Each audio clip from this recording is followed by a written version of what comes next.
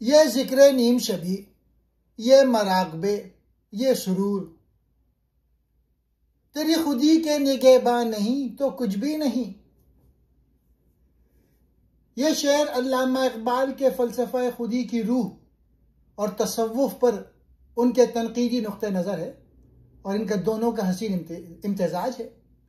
यहाँ इकबाल हमें याद दिलाते हैं कि इबादत, जिक्र और रूहानियत उस वक्त ही बामायने हैं जब वो खुदी यानी शख्सियत, ईमान, इरादा और अमल की हिफाजत और तक़वियत करें।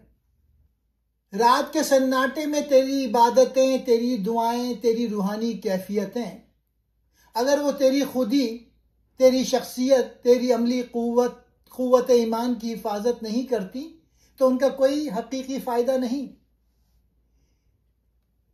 इकबाल का पैगाम यह है कि दीन सिर्फ मराक़बे, जिक्र या वजद में डूब जाने का नाम नहीं।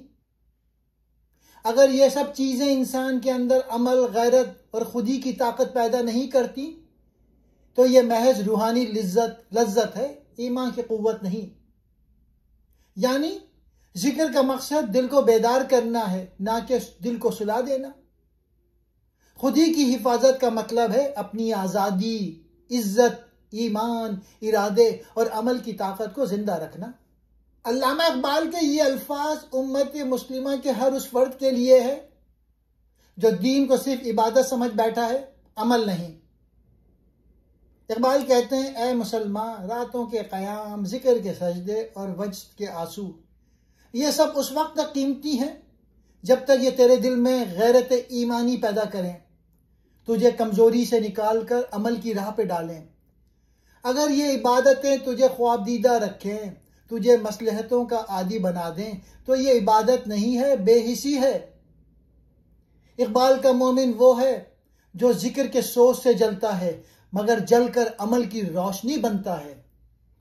वो रात को खुदा के हुजूर रोता है और दिन में दुनिया के सामने फौलाद बन जाता है। इकबाल हमें याद दिलाते हैं कि खुदी के निगहबान बनो। अगर तुम्हारा जिक्र, तुम्हारी दुआ, तुम्हारी रूहानियत तुम्हारी खुदी को मजबूत नहीं करती तो ये सब कुछ बेमकसद है।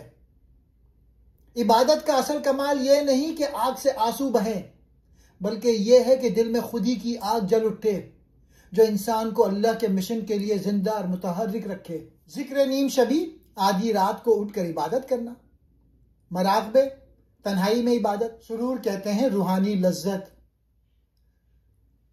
खुदी के निगहबान अपनी खुदी, शख्सियत, रूहानी क़ुव्वत, मकसद हयात